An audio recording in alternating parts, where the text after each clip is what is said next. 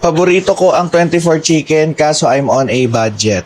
Alam mo, schedule mo na lang niyang pag-crave mo. Charot lang. May tuturo ako sa inyo kasi alam niyo ba, naniniwala ako na quality products are expensive.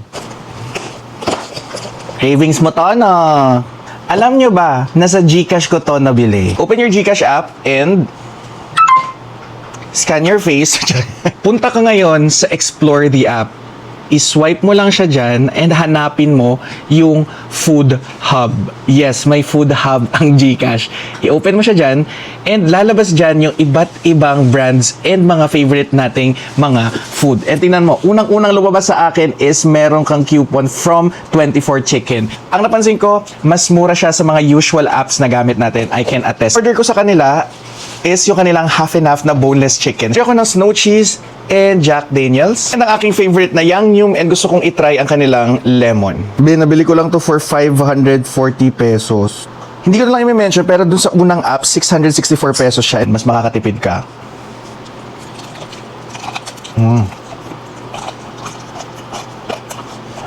Panlaban talaga nila yung butter nila. Light crunch, sweet and salty, savory, ang lambot. 10 out of 10. And ang ganda, hindi siya nakakalito kasi upon checking out, alam mo kung may active na promo or mga codes yung favorite stall mo. Pag ginamit mo yung Food Hub 50, less 50 pesos ka pa.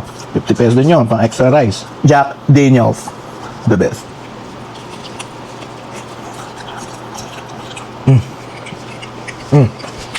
Hindi ko pa ma-identify kung talagang Jack Daniels siya, kung anong sauce ang ginamit. Pero kung ano man yun, ang sarap talaga nito. Kung first timer ka, gamitin mo yung Food Hub 100. And makikita mo kung hanggang kailan yung duration ng mga discounts. My God, Yang Yum. Itong weakness ko, be.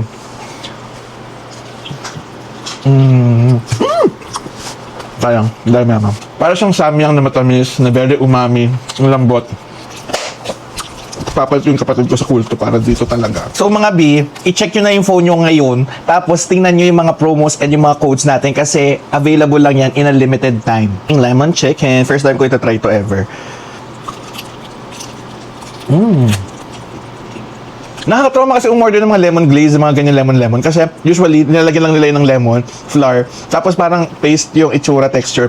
In fairness sa kanya, it's either lemon extract or flavoring. Hindi ko distinguish kasi lasang lemon talaga. It's citrusy sweet na hindi nakakaumay.